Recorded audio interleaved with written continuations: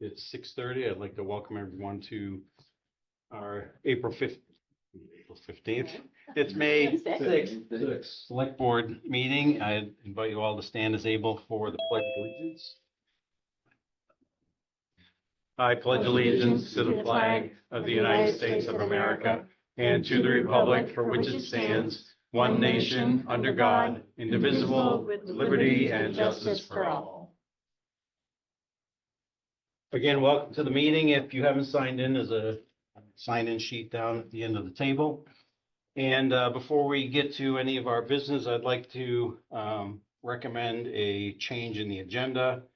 And that is moving agenda item number 5 to agenda item number 2. This is a discussion with the trustees of public funds.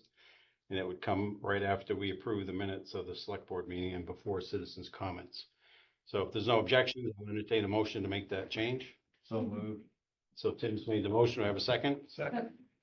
So Arnie and Lauren are both arm wrestling over the second. Give it to the lady, I so want to make the minutes. It's all Arnie. any further discussion? All in favor signify by saying aye. Aye. Opposed, nay. Excellent. So at this point, we will look at the meeting minutes and I'll take a motion, entertain a motion to accept the meeting minutes from April 15th, 2026. So moved. Tim's made the motion. Do I have a second? Second. Lauren's the Yeah, second. nobody will second. Thank you. Any changes or modifications to the minutes? Couple page 1, line 23, David toss out the rule road. I think that should be road rule. What page was that? Page 1, line 23, instead of rule road, road rule. Line 33 on the same page. Wait, I'm sorry. Which page do you want? Yeah. Page Oh, 1. sorry. No, I'm not. Okay, there's 2 sets of minutes here. Yes. Sorry. Page 2, Okay, page 2, line 23, my apologies. no problem.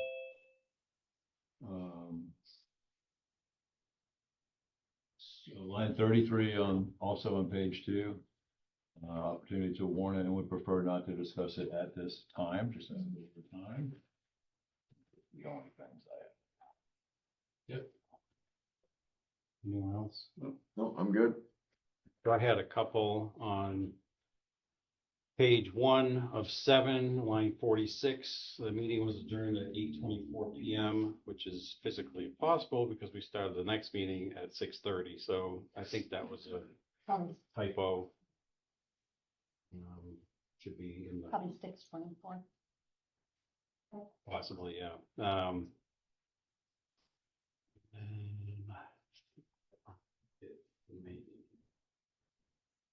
think that was it. Anything else? All in favor of approving the minutes as amended, please signify by saying aye. Aye. Opposed, nay. Passed.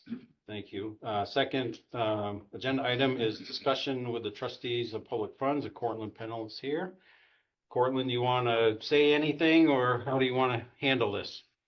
I mean, you asked me to be here, but, I thought it would be a good idea for the Yeah, I trustees know. to present to the select board some of the new things that they have been working on with policies and grants and there you go. so, trustees of public funds have been around for a long time in the town of Chester. The trustees over the last 170 years have done a great job, sort of, shepherding through the donations that were made to those, funds over the years, and there's, it started to be professionally managed, I think about 15 or 20 years ago. And yeah, there's a fair amount of money in the account. And I would, when I became a trustee last year, asked a lot of questions about, how are we using this money and how is this money available to community members, because it is community's money. And there wasn't a really good roadmap, I guess. And so we worked the last year to create sort of a mission statement around the trustees and what we really would like to do with those dollars. And also, following the guidelines that the state has put forth on how the trustees or the trustees themselves are managed and what they can do, what would want to do and how we would distribute those funds. So we came up with an idea for a grant program, like a grant cycle. So the trustees have put forth 2 grant cycles per year, one which will end at May 30th and one November 30th. And instead of supporting individual requests for funds, we decided to go the route to support other community organizations that were already established in and benefited Chester, that were number one, already established 501c3s, and number 2, in good standing with the Internal Revenue Service. As long as those 2 criteria are met, organizations can request funds. We had a conversation about, the town has requested funds from the trustees over the years, generally for cemetery upkeep, because that was one of the tenets of why that was even established. And that still, we assume that is still going to happen and can still happen. And the town would still write a grant request, So that is just to kind of make it clean and easy for us to kind of manage, because we are only 3 people and didn't feel like we wanted to spend all of our time. We have such good organizations in this town that do help the community, and supporting them, I think, could be more impactful, frankly. So I did. So on Chester's website, along with other documents and whatnot, you can actually go and see a grant application. It's pretty easy and straightforward, and then our new bylaws and sort of mission statement. If you'd like, I could read our mission statement. The Chester, Vermont trustees of public funds are committed to responsibly manage, grow, and disperse the public funds entrusted to the trustees to benefit the welfare, education, and cemetery needs of the Chester community. That was pretty implied for the last 150 years, but never really put on paper. So I think that was a great place for us to start. I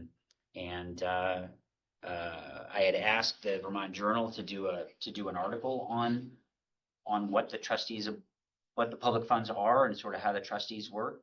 And they decided instead to do a sort of a press release about the grant applications, and that should be out today. I saw it's in today. Okay, so it was in today. So hopefully, we've had 2 requests so far from word of mouth. The Family Center and one other organization has asked for a donation or asked for a grant. But hopefully the journal article and just getting more community understanding of what is available. And we'll see how it goes. We've never done this before, but hopefully we'll be able to make a difference in some things.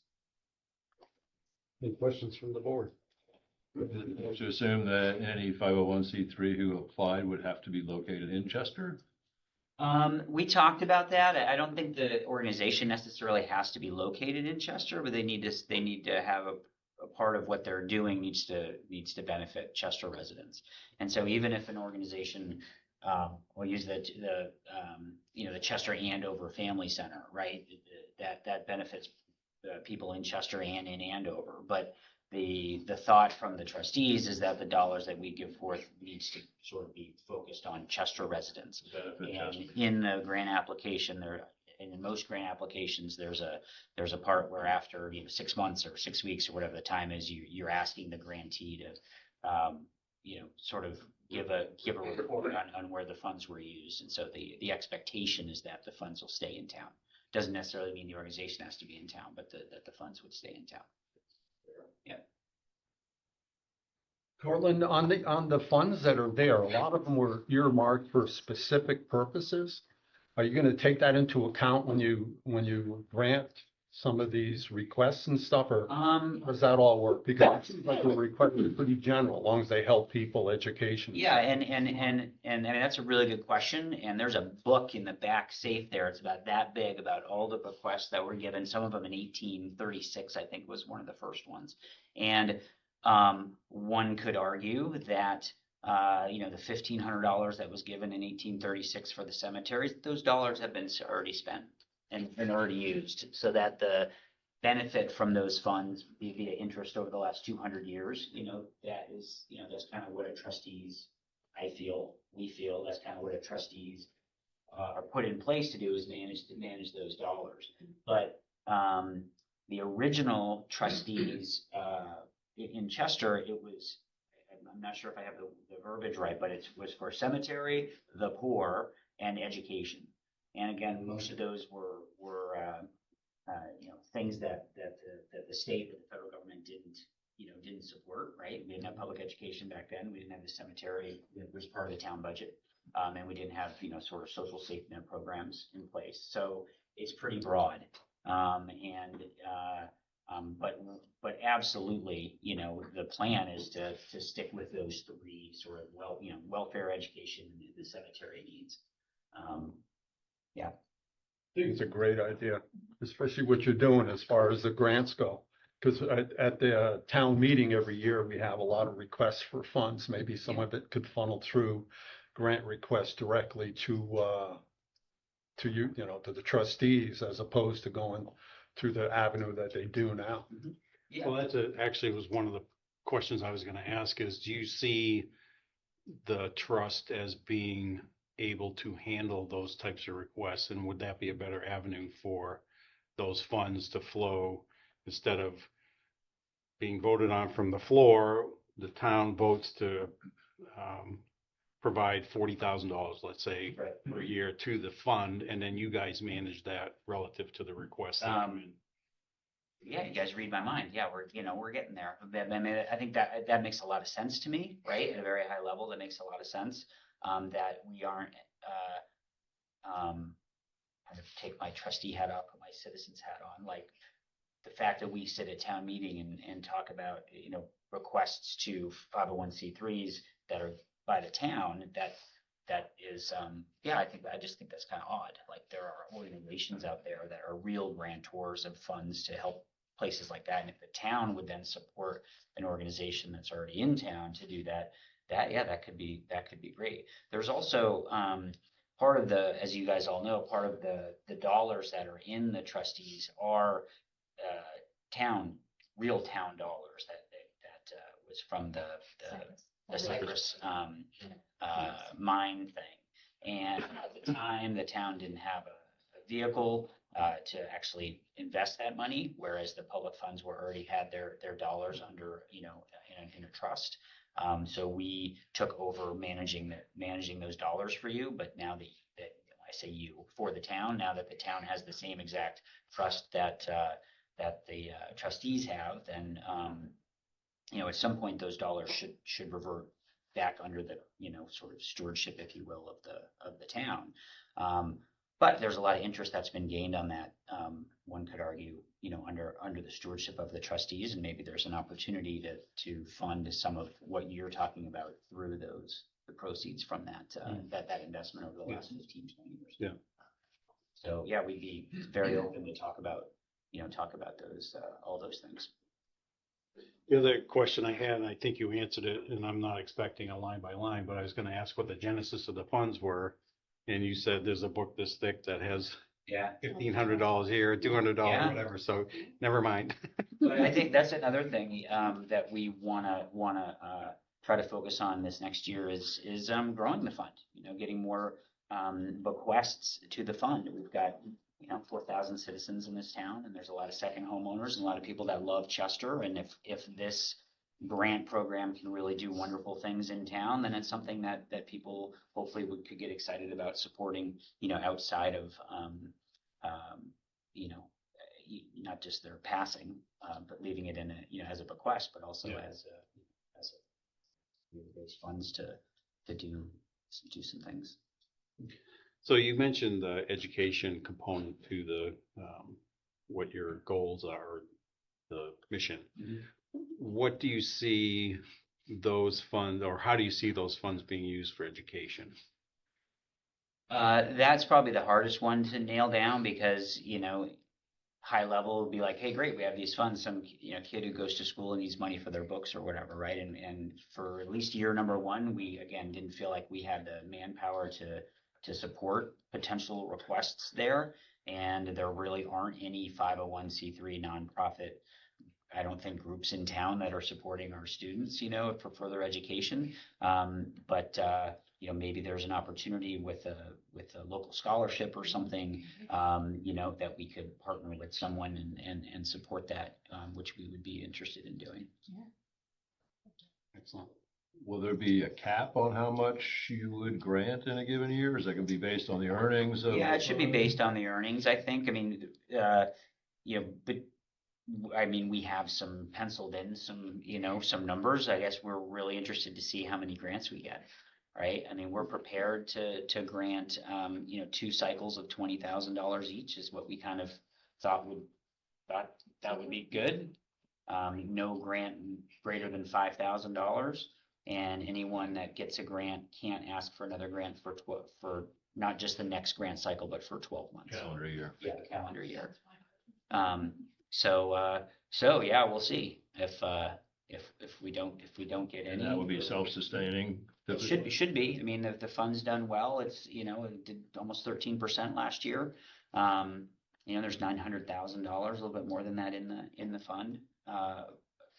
A quarter of that roughly is the Cypress Hill, so there's $600,000 or $700,000 in the account. So yeah, if it could make $60,000 or $70,000 a year consistently, distributing half that, to me, makes a lot of sense. It's a great idea. I agree. Would the trust consider doing scholarships maybe for graduates rather than going through a 501? Absolutely. And again, baby steps. Gotta start somewhere. So we went from nothing to we're going to see this and see how that goes. And I mean, if we can grow the fund and get input from the town and maybe take some of those things over, yeah, that would be awesome to expand it. We, although there are parameters around what the trustees are allowed to do with the funds, there aren't any parameters. We can do whatever, they're really, it's very up for interpretation, and that's why you're hopefully have good people in the position of trustees who will be good stewards. And so those decisions will be made by the trustees. The select board will not be involved at all in that. Yeah. I like it. They're elected. Your trustees of public funds are elected. Well, my greatest appreciation for what you guys are doing now is that things are in writing and there's goals and objectives and policies, and it's just not like flying by the seat of your pants. Not that that's how it was done, I don't think, but that was how it felt, is that it wasn't clear how to access the funds or whether the funds would come to the town for whatever the purpose was, as the funds were generated. So I appreciate all that you and the other trustees are doing to make this more sustainable and a more open not policy, but fund for the town. I appreciate all the work you're doing. I would just like to say that the previous people on the fund really just worked to grow the funds. Yep. And they really pinched every dollar. Well, and they grew them. You did a great job. That's why we're here talking about this. And that's why we are where we are with the Right. funds, That's right. because of their stewardship. Right. Yeah, and there's nothing wrong with that, obviously, but if you have money and you don't use it, then what's the point? Yeah. So I think now we're at a point where this fund will be self-sustaining and we can use it for the benefit of the town, which is what it was intended for. 100%. Excellent. Any other questions? For Cortland, thank you. Appreciate your time. Yes, ma'am, you have a question. Just identify yourself, please. Joanne Ehrenhaus. I live at 108 North Street here in Chester. I want to personally thank the select board and the committee. I am an interested party because I facilitate the Memory Cafe here in Chester, and we are currently an applicant for a grant. And just assure you that Senior Solutions, which is who I work for, we have a lot of clients that we help in Chester. However, we don't get any funding for the Memory Cafe. So whatever you guys decide, whatever you give us as a grant, will be most appreciated. Excellent. And Thank I'll you. answer any questions you Well, we actually have nothing to do with it. The guy to talk to is right there, but thank you for your comment. And I do have to run, I apologize, but Yeah. No worries. Okay. thank you. Thank you Yeah, very thanks much. for coming. Thanks, Phil. Nice to meet you. Next on our agenda is citizens' comments. If anyone has anything they'd like to comment on that is not part of the agenda for this evening, now is your opportunity. Yes, Mr. Kelly. Ben, I'm Frank Kelly. And I'd like to thank everyone for participating in Green Up Day 2026. It was a banner year. We filled the dumpster. Yes. We really appreciate all the efforts from all corners of our community of people who came together to pick up the things that somehow fell out of people's cars. Thankfully, with the regionalization of it, where different people are in charge of different areas, we were able to do a great job getting the town cleaned up. It looks great. Things have fallen out of people's cars even since Saturday, but it's to be expected. Wanted to give a shout out to our town office staff who've done a great job. Amy and Sam were super. The road crew, Kirby and all of his folks, they did Route 35. I'm gonna try and reconnect with them because there's still more out there. And then also, Erskine's did a great job getting bags out, Chester Hardware, the folks at the Whiting Library. And so, it was a successful cleanup day because no one got hurt. And I don't think anyone found the golden ticket, but you know. Those don't fall out of the car. But it was a successful one. There were some ideas that Chester Conservation Committee met last night, and there's some ideas for trying to even enhance what we can do next year. So, yeah, it was a Thank you, Frank, success. for all the work. you Yeah, did. thanks for leading that for so many years, and you did a great job with it. Didn't get a T-shirt, but I did put on a Chester Helping Hands T-shirt today. It's almost vintage now, and I really think all of us to help. Things, it's certainly something that makes a difference in our community, and the number of people who felt really good about doing something hard, it's really something, which, you know, goes above and beyond what Green Up Day is about, but it shows a lot about our community. When we come together, we can accomplish. Now, if we could just, Dumpster. we could just train people to keep stuff in their vehicle instead of letting it fall out. Yes, that, I'm gonna leave that to the select board. Figure out how to do that, but again, we appreciate all the support that all of you folks put in, because I know all of you help too. And I'm sure you people do as well, so thank you. Thank you, Frank. We're the Appreciate it. natural light guy in Smoshare. He's the natural light guy. He's got a trail and he builds. You can tell where the first one gets drank, where the second one gets drank, and then he goes up south to Ludlow. It's a Yeah. solid trail. The Popple Dungeon crew are finding the wine bottles that have 90 on them for 90 wine bottles, and they track those down to actually a trash dump. Yeah, they came up with that.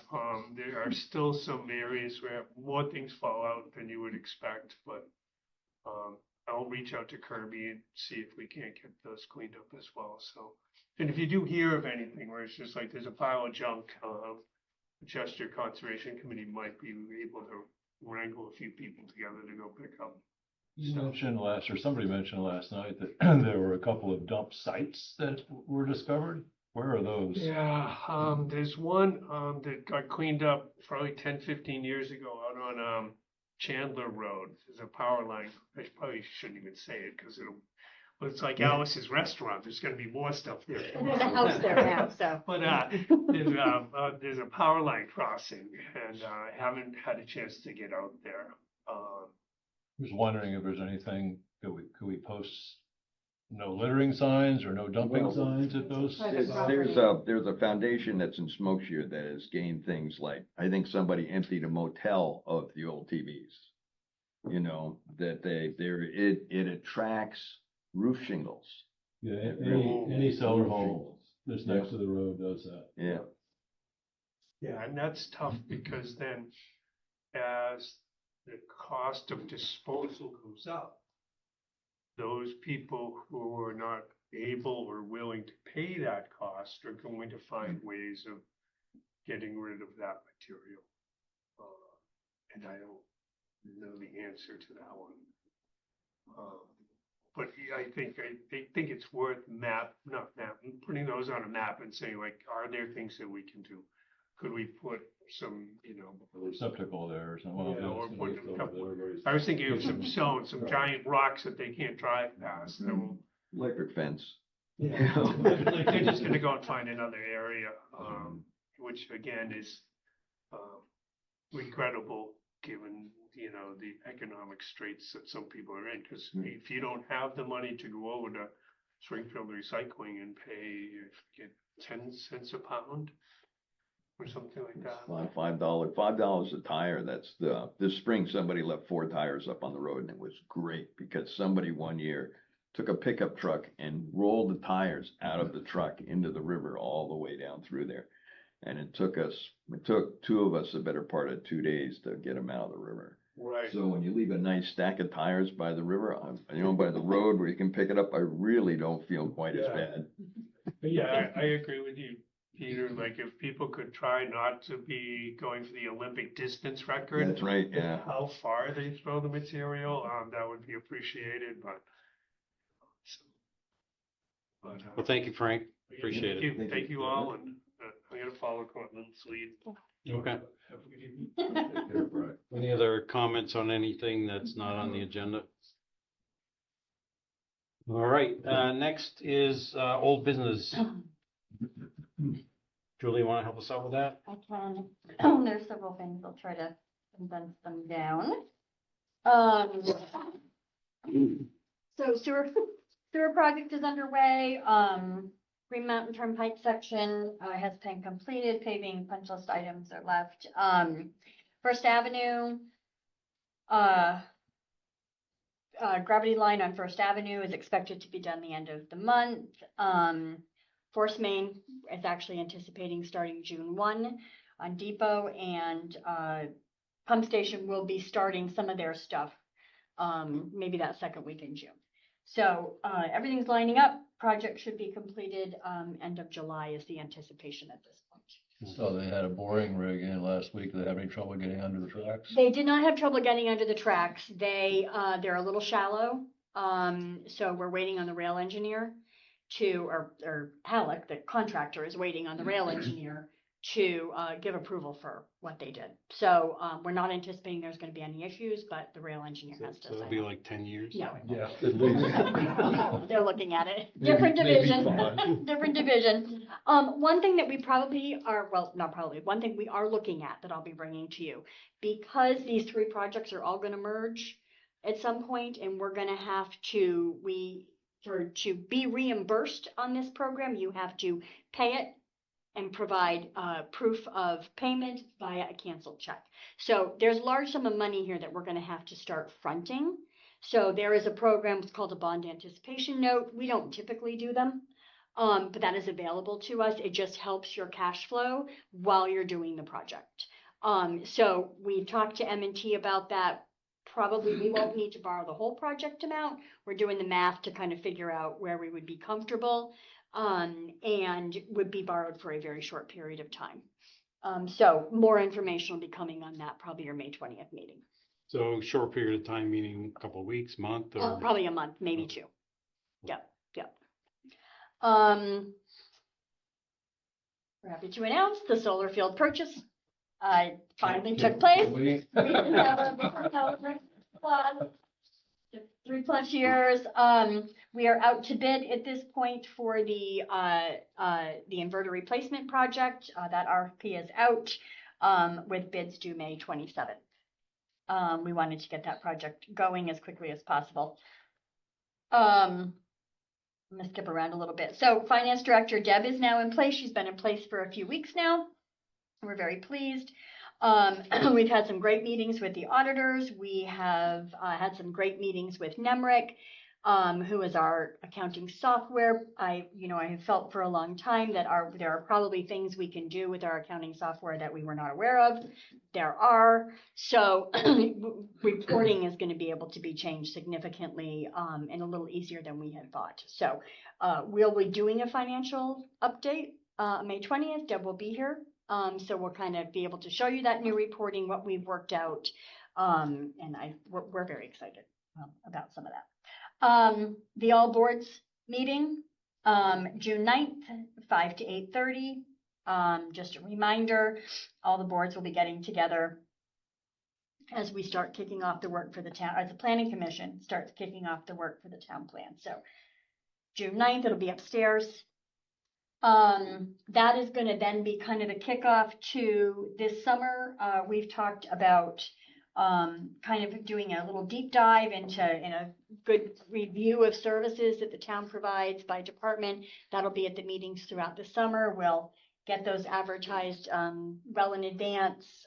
We're hoping to get some community engagement on that. And will be more to come on those things. That then, I'm not going to get too much into this because it's not a decision you need to make tonight. The municipalities, several municipalities, they're usually a little bigger than us, but it would definitely work for us is for a select board to develop a strategic plan. We've never done one. We kind of do it in the sense that when we started doing the board retreats, but this is something very specific, and it really would guide work throughout the year, kind of help keep everything on focus a little bit better. Towns do it different times. Some towns do it right before budget process, and then some towns do it right in March after the election when you get your new board, potentially a new board. And it's either created at that time of year or it's updated that time of year. Lee and I talked a little bit about the timing of this. I personally think it would be great to have it in time for budget season, but I wonder if it wouldn't allow enough time. Like, we're cramming a lot in. We've got our all boards meeting in June 9th, then we're getting into this deep dive. So this would be the strategic plan in September. Part of me feels like there's great momentum. It might be a great time, but then part of me is like, are we taking on way too much to do a really good job?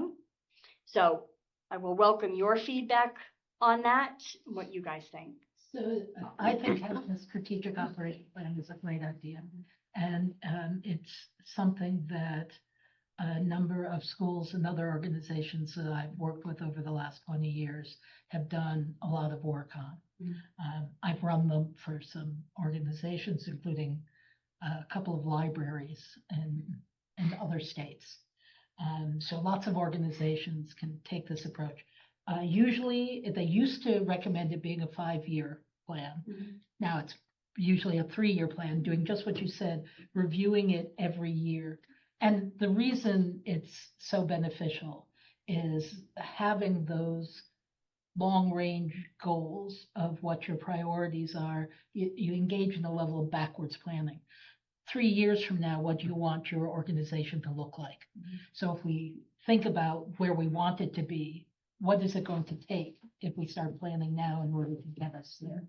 And while there are a lot of people who object to spending time on these things because you have to talk about your vision, you have to talk about things that aren't just heavy equipment, you have to talk about ideas, and you can't hold it in your hand.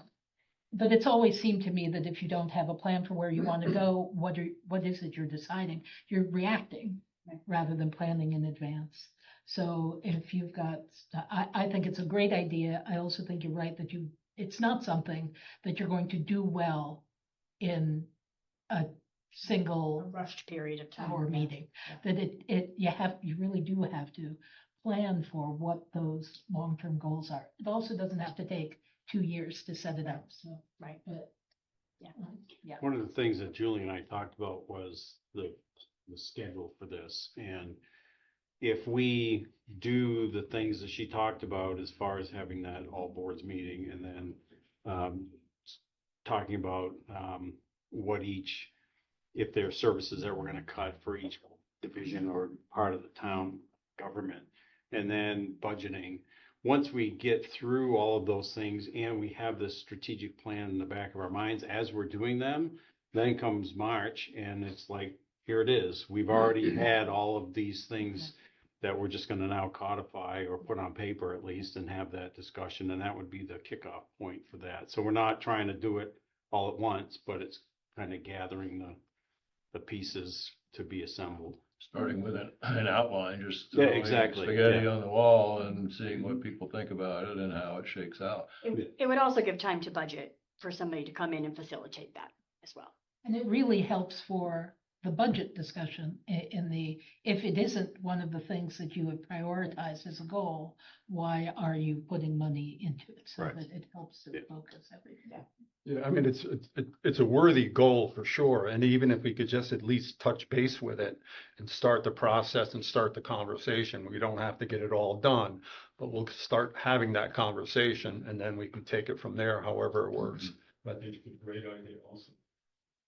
Kind of took words out of my mouth. I would advocate for, let's plan to at least start on it, whether we complete it in September or not. Mhm. Yeah, at least get some ideas down so that we aren't starting from scratch when we do have time to work on it. All right. I agree. Yeah, and to your point, Lauren, about planning 3 years or 5 years in advance, I heard somewhere that there's some companies in Japan that have a 100-year Oh, plan yeah. or a 200-year plan. Wow. And it's like, yeah. I don't think we're there yet, but I'm trouble with next week. Yeah. can you imagine? I don't even have a 10-minute plan. Peter, did you have a thought on it? Or are you good? Well, yeah, it really takes, it's something you have to digest. So I mean, I think you can start with the ideas, but you're gonna have to, it'll take some time to build it out, Absolutely. Yeah. you know? 'Cause Yeah. you're not, one fast meeting is not gonna build out the No. ideas. No. So you're gonna No. have to take some time. And the way that Bill Fraser had kind of explained it to me is they had, the way they've done it in Montpelier, is, they have one meeting that, is like 4 hours. And then they have a 4-hour meeting, and then the next night have a 4-hour meeting. And then the day in between is when they then come talk to all the department heads about specific things, get into the granular level of things that help feed, you have your 5 pillars that the board establishes as your 5 pillars. And then the goals are kind of helped proposed by the department heads who are the boots on the ground and know the things that they need. So it would be, I just feel like this summer, there's a lot of workshops that we're doing.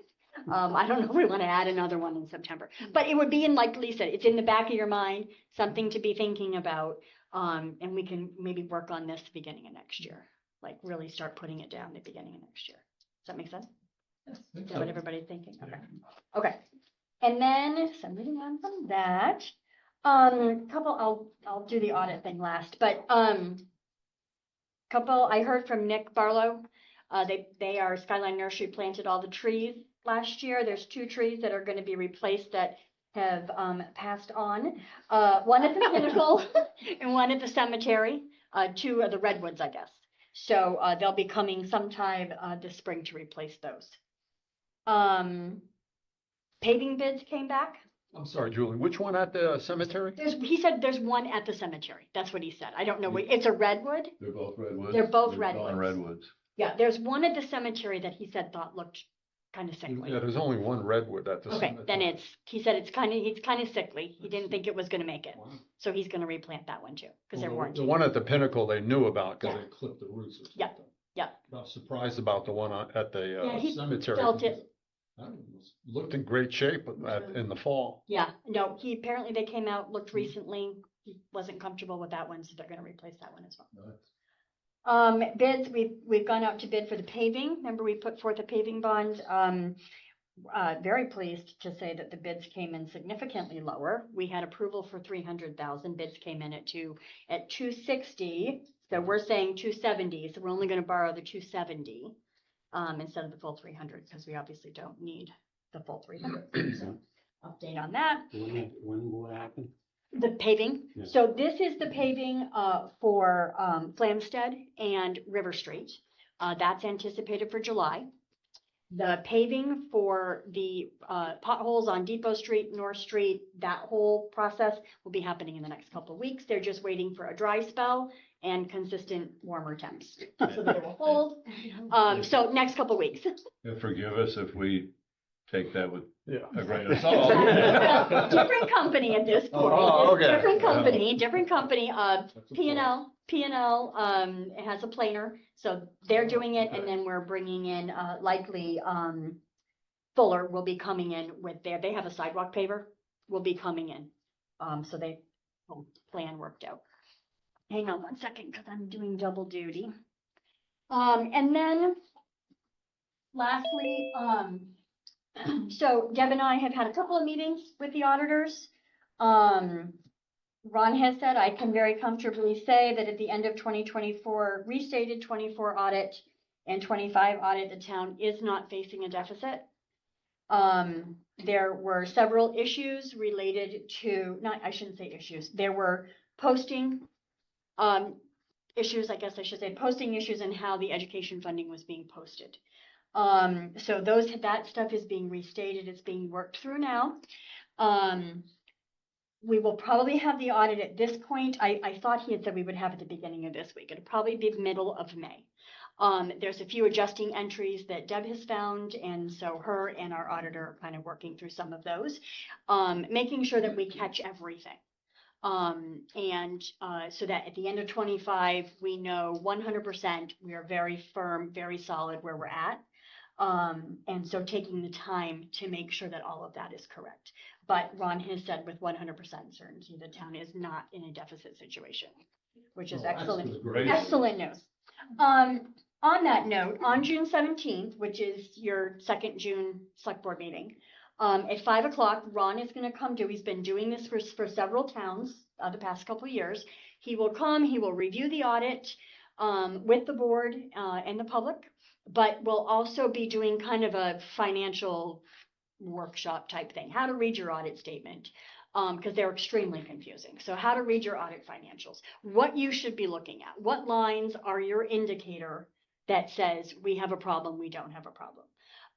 And he wants people to provide ahead of time any questions that you have about financials, any of that ahead of time so that he can make the best use of your time. We felt that doing it ahead of the select board meeting would just allow more opportunity for questions, and, you know, to do a real kind of a real deep dive in how to read these financials, and for you guys to ask whatever questions you might have on the audit and all that's happened.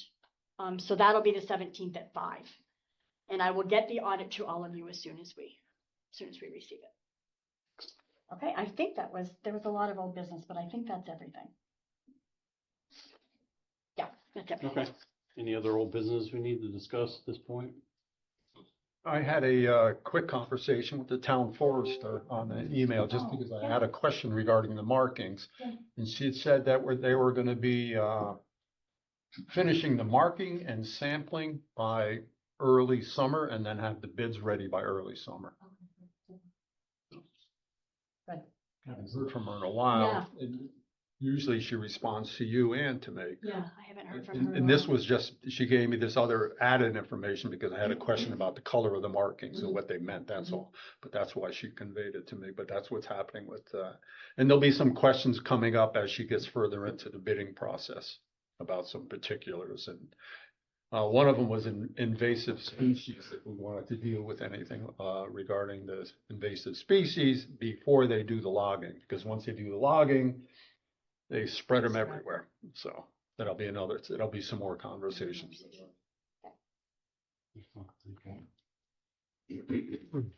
All right, moving along. Next we have Don and Tim from Green Mountain Power regarding upgrades to the power lines on Lover's Lane. I don't know who wants to take the helm at this point, but I think at this point I'll hand it over to Tim. Yeah, no, thank you. Thank you, Julie, for organizing our appearance tonight. And also thank you to Kirby, who's made the time for us out in the field last month to walk the project and look at the scope and just basically come to terms that, we're all in agreement on how it's going to be built and how the restoration will go as well. So we first appeared on January 21st to share the project with the board. Really, the essence of our request to the board is town right-of-way permit. So our request of the board is sort of a single sign-on permission to work in the road right-of-way. And then tandem to that, obviously, we're working with all of our customers along the way where we need any private easements to complement the town's permission. At that point, when we broke the meeting on the 21st, I believe, everyone was on board with the concept, with the proviso that we wait until spring when we had an opportunity to go out there with Kirby and take a more detailed look at the project. We were able to do that on April 9th. And I did touch base with Kirby once more yesterday just to confirm that we're in agreement on the scope that we've proposed and the agreement that we've proposed to the town in terms of restoring Lover's Lane to as good or better conditions than what we encountered as we get into our construction. So, I think, Don, obviously our line expert, can answer any of the technical questions, and this is sort of a revisit from January and a follow up to our site visit. And I thought we were ready to come back and ask for official approval from the town on Lover's Lane. Excellent. Thank you. Thank you both for coming. And any questions from the board? Any change in the plan? You presented a plan before. Has that plan changed with what you're offering to do? Nope, it's the same plan that we reviewed with Kirby. So no material change to it. And Kirby did, when Kirby met with them, or met with Tim, there was a couple locations where, my understanding, Tim, is that you guys had agreed to come up, go overhead to not disturb some of the work that had just been done on Lover's Lane. So there are a few locations where they will come up, go overhead, and then go back under. Is that correct? Yeah, there were a couple of culverts Yep. there as we rode through with Kirby that, especially with the depth of them, Yeah. as well as the work as far as, Some of it was erosion just control done, and yeah. stuff like that, yeah. that we didn't want to disturb, so we plan to go up and over this. Okay. And then, Pretty much addressed all of his concerns. yeah, I think, Kirby is satisfied. The other thing he just wanted me to confirm is that, on the areas where you're redoing gravel surface, it was edge to edge, not just impacted area, correct? That's correct. Correct. Okay. And then do you have any kind of a timeline? And the reason that we are asking is we are slated to do some bridge replacement on Wyman's Falls this year. We are doing the work in-house, but traffic from Wyman's Falls will be rerouted over Bailey Hill Road, which then connects to Lover's Lane. So Kirby does not want that traffic rerouted while you guys are working on some of this section. So do you know a timeline, any kind of an idea on timeline? It will not be this construction season, Okay. just kind of given the time that we're at, but we felt it was prudent while while the iron was still hot, to go ahead and take the request to closure, and it's probably more likely in FY27. Okay, perfect. That solves his thought process today. I had a quick question. Besides making the power more reliable and in that sense, does it save the Green Mountain Power a lot of money in the long term for maintenance and things like that now you probably won't have to do now, chasing wires in the woods and things like that? So it definitely helps Yeah. with, as far as tree maintenance goes, so that obviously there's less trimming with it being buried underground. Also, as far as storm restoration and the safety of our customers, as well as the safety of the line workers that are out there doing that restoration, it's a lot safer product. Last night, for instance, in the Brattleboro area, we had 2 brush fires We due had 2 to here in Chester. the power lines falling down. So, Trebo and Chasebrook, yeah. 2 large fires. So that kind of eliminates that hazard with it being an underground facility. A lot safer for everyone. And the other kind of question that we get a lot of times at select board meetings is as far as like, if there's flooding in that area, how does that affect it? Everything's watertight. The electricity will still flow within there. There's areas where I've worked throughout my career where we actually had manholes that were tidal, and the water went up over all of those pieces of equipment during the day, and at night it was down lower, vice versa, depending on the tide. So they can definitely withstand a lot of water and still keep the power on. Excellent. Thanks. Just one quick thing, this is a little nitpicky, but I noticed it calls for 3/4 inch gravel, and it seems like there's sure packs on that road. I'm not sure of that. Julie, do you know? I'm sorry. This calls for 3/4 inch gravel for the restoration, and I'm thinking there's sure pack on those roads out there. Did Kirby talk to you about material, Tim? We have been sourcing gravel for everywhere we've been working from Buck Adams Vernon Pit. Yep. I believe it's a universally, liked product everywhere we've been. So I think it does have, a good packing element to it. And I think we can verify it held up extremely well in mud season this year everywhere we did apply it. So, I think really if a town had a different specification, we would certainly, do as the town wishes. But I think the material that we've been using has had a very good universal outcome.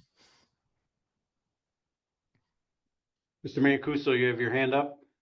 Yes, sir. Can you hear me? We can hear you, yep. Just curious here. Question for Green Mountain. As you do your upgrades, are you going to send all those Delta systems to the museum, trade them in for Y systems? Thank you. Thank you, Steve. As you can tell, Steve's an electrician. I'll let Don answer that.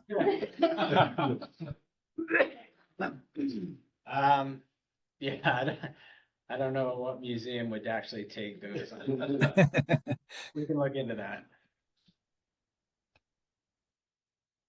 So do we need to determine, the only thing about the sure pack is it stays on when you plow. Well, it talks about an approved, road service will be returned to approved conditions.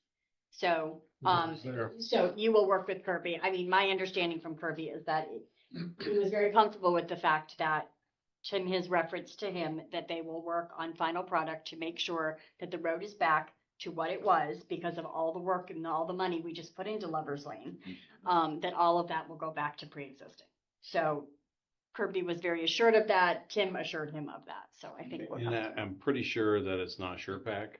Because that's very fine. It's a lot more fine than 3/4. and Right. It's very expensive. We have been using a SurePack-like material Mm-hmm. on a Okay. lot of our roads. When we got FEMA mitigation funds to resurface a fair number of our roads, we did try a new, maybe Peter knows what, like more of it. It's, I don't know if it's pure SurePack, but it's a SurePacking type of material. Yeah. And we personally feel it's one of the reasons we didn't have such a horrible mud season. No, one of It's a the good things product. is when you test material like that, there's a series of sieves, and it's how much goes through. Like a sure pack will go through the very small sieve. And the thing about this is like 3/4, you're gonna have 3/4, you have to have a percentage. Yeah. That's why I was wondering if it was gonna be a state, because the state has a pretty good spec. Yeah. Whatever this new product is that Kirby's been using as we've Yeah. resurfaced roads, is very popular. So as we are doing road work, Yeah. this is the product that he's using. So Tim, it may be something like what you were referring to. I'm not sure. So Um, I'm just wondering if we should call out, or, I mean, this paragraph 4 includes the provisions, GOP to re-gravel roads up to 3 inches of new 3/4 inch crushed gravel. Is that gonna be adequate?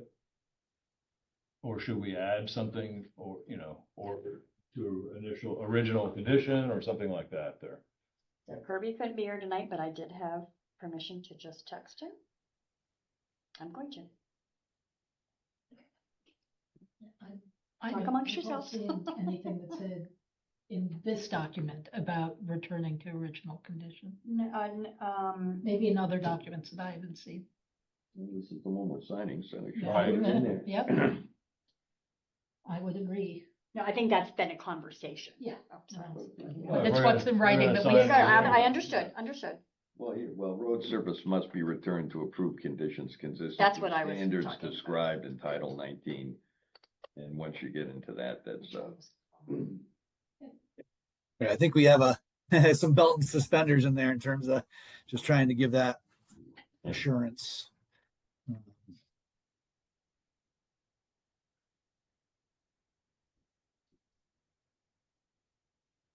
Okay, we're looking at the agreement that GMP wants us to sign, and the thing that we're stuck on is this one thing that says includes a provision for GMP to re-gravel roads with up to 3 inches of new 3/4 inch crushed gravel. Are you okay with that? Is that what's there now? Is that what's there now? Are you okay with that? Yeah, I mean, we might have and depending on location, we might have a little bit more. Okay, I'm not sure if that's a discussion we can have with them. Like that Surepac area might have more like 4 inches, 5. all right, go ahead and repeat that. We're on speaker. The Surepac area that we just did from basically up by Tyler Marrows down through to Hayward Road, probably has more like 4 to 5 inches of fresh Surepac on it, and that's 3/4. That's 3/4 inch, that Surepac? Yeah. Okay, Yeah, I mean, they call it a 1 inch, but it's going through a 1 inch screen, so it's probably only like 25% of it's 1 inch. The rest of it's 3/4 or less. well, they're calling out a Vermont Agency of Transportation specification. did you hear that, Herb? So they're just calling it They're calling from the, 3 inches of 3/4 crushed gravel in accordance with the state of Vermont Agency of Transportation specifications. So then you would get, that's pretty serious sieves. yeah. Right, so the material should be reasonably well. And the way that he described it to me is it was like a Surepac. Yeah. So are you okay So- with the 3 inch, or do we need to change that number? Do we need to change some language?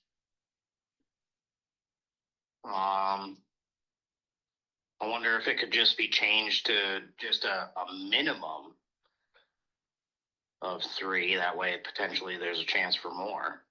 Tim, can you hear him? You're muted. Oh, yes, I can. I can hear Okay. loud and clear. Yep. Tim's on Zoom. Okay. Is there potential for slightly more?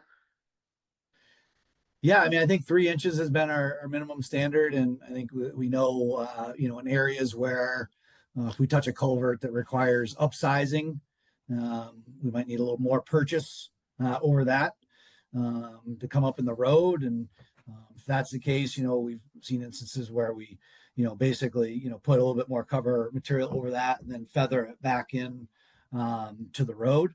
Yeah. But certainly, our goal is to put the road back the way we found it. So I think, there's nuance there, but if the, I can change the wording, or whatever the case, maybe. Yep. I think you change up to minimum of. Yeah. Yeah, I think it's a minimum of that way. We get into areas that have more. Like, I know, like that stuff that we just did, it's going to have more than 3 inches. And then Tim, can we also add, is it possible to add some language in for that just talks about kind of putting the road back to pre-existing condition? Yeah. It's just I a mean, caveat, oh, it's a cover for the town. so do we need to say something different than what's in point number 1? We could say that the road, it's gonna be returned to pre-existing conditions. We could say that. The road service must be returned to pre-existing conditions or. Stating more. The road surface must be returned to Approved with conditions. standards. Approved by So who? now you're going standard Yeah, I think 19. I And think- now you're going to a state approved standard.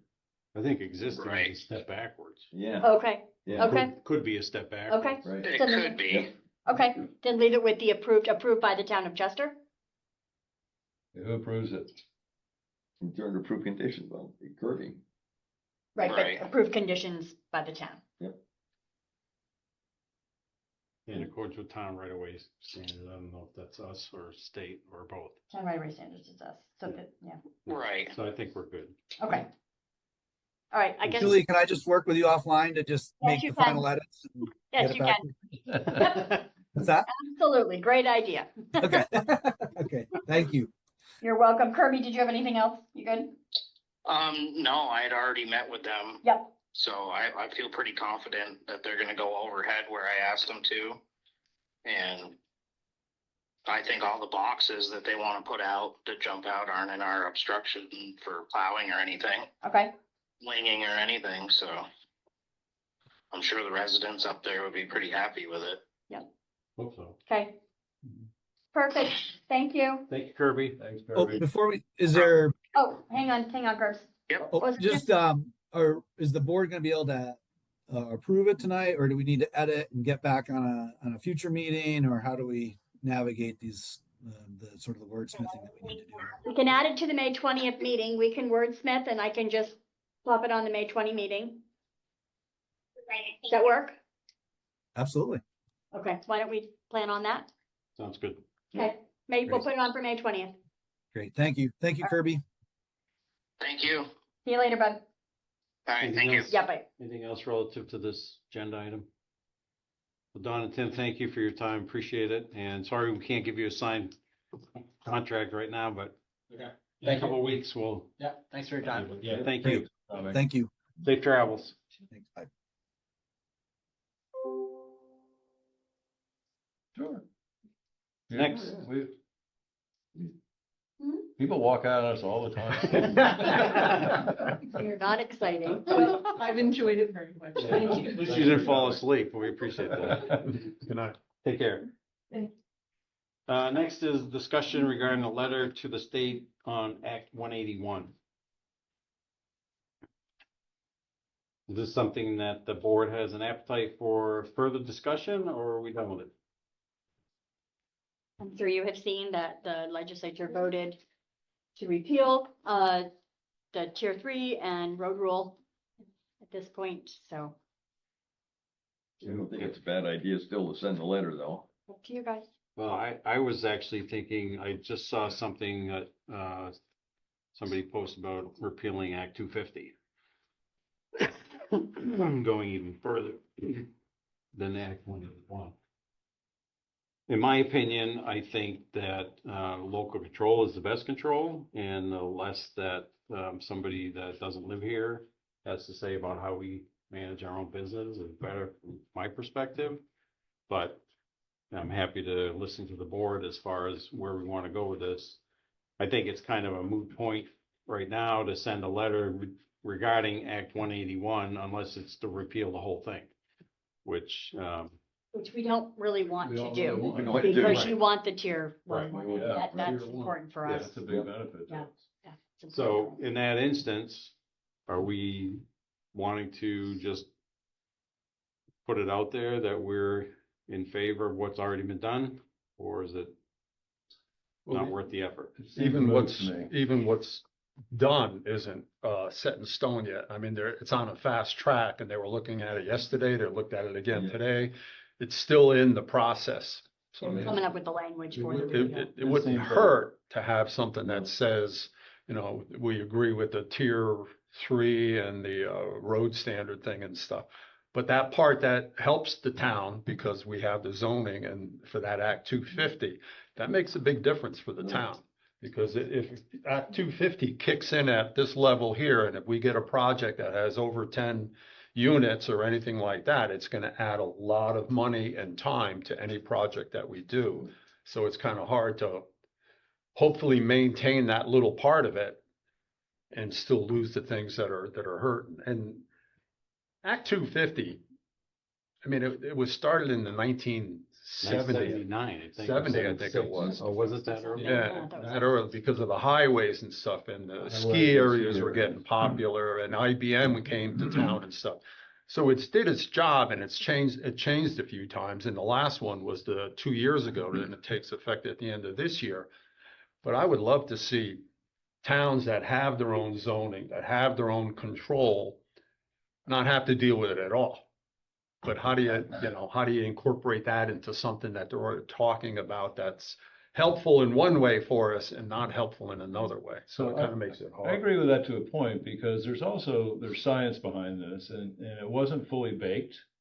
And, I think Alex Weinhagen, I always want to call him Weingarten, Weinhagen did a nice job of, with the presentation that he did last month.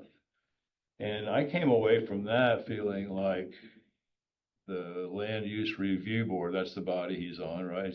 Was he chair? Do I have that right? Was he the chair of that body? I think so. That they had their heads around what didn't work.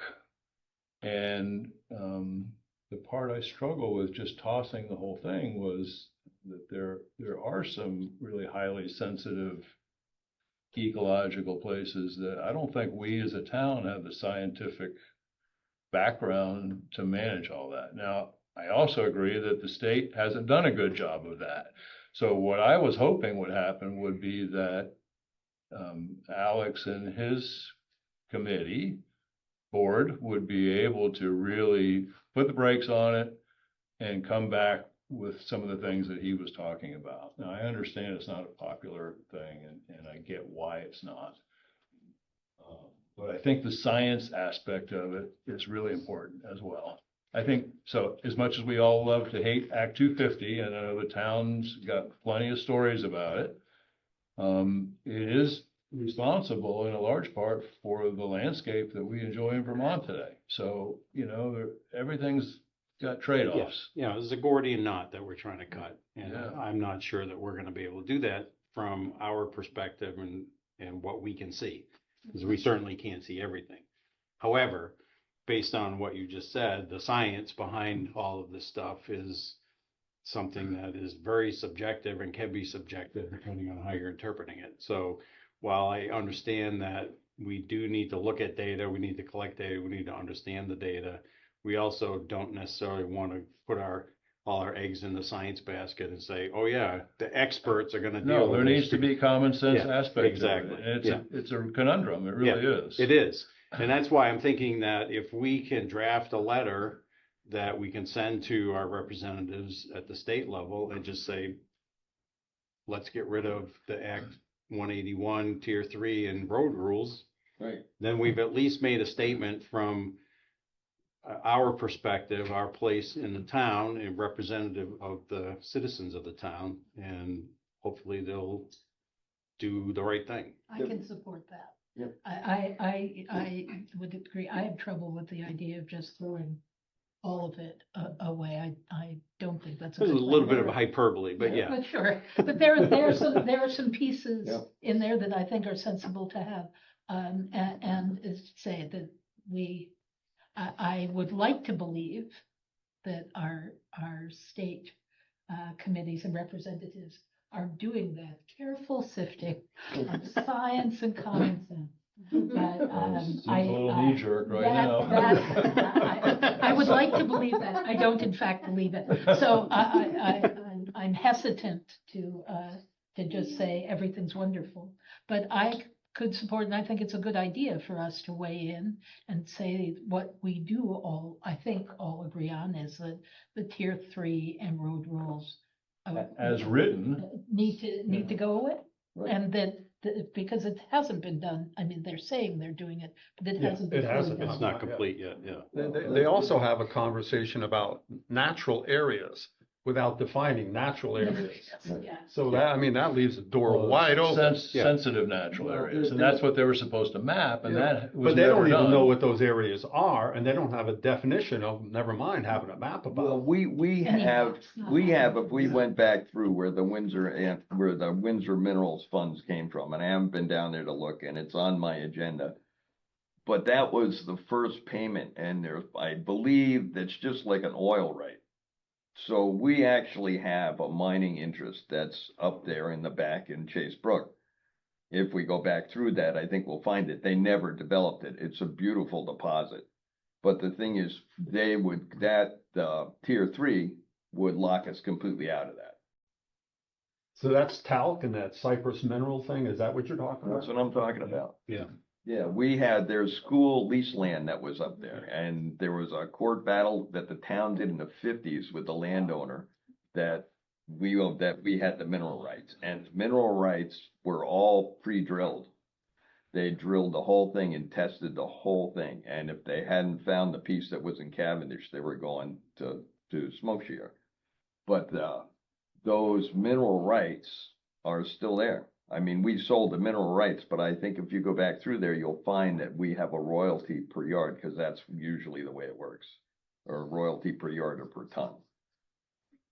So that's if somebody uses those mineral rights and we get a royalty on what they mine out I'd of. have to go dig through it, but that's the way it usually works.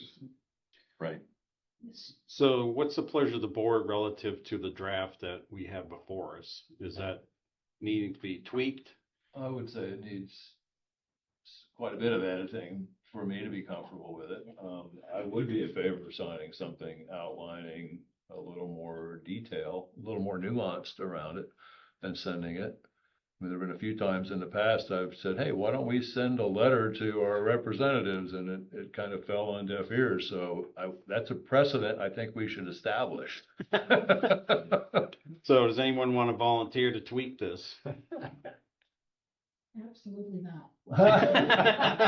Sounds like Tim's volunteering. I would take a shot at it, but right now I am so busy. I'm just so behind. I don't know when I can get to it. Well, here's what I'd like to recommend then to the board is if you want to send Julie some recommendations, she and I will work to come up with a second draft. Okay. That we'll hand out and we can discuss at the next meeting. I can do some bullet points. That'd be great. Well, and I think we're all clear at a minimum that we're not asking to rescind Act 181 in its. Right, exactly. Right.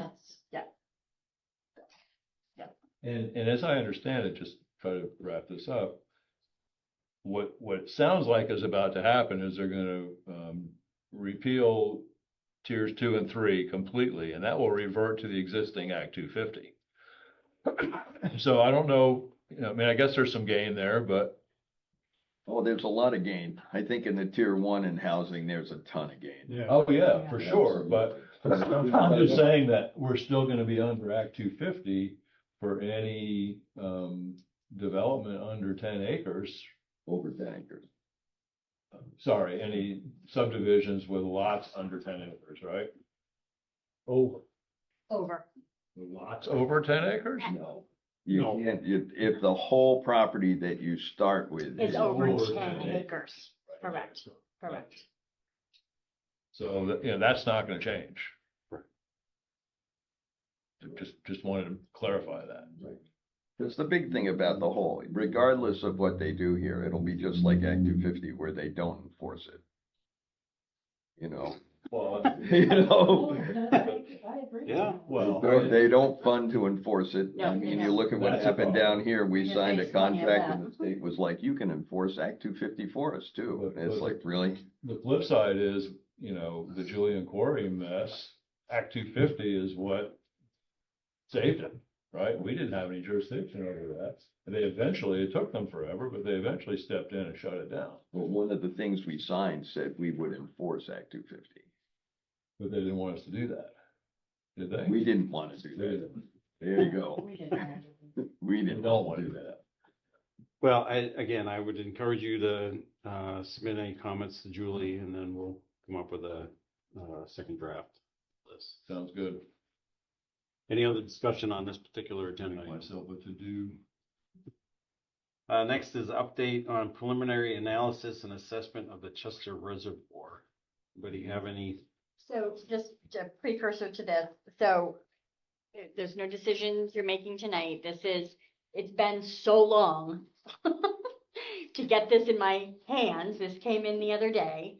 I just wanted to get it to you this is just kind of to start mulling in your brain. This is draft. It still has to go to the state Dam Safety Division for review. This will have changes because the dam safety is going to have changes. They always do. So there will be amendments to this.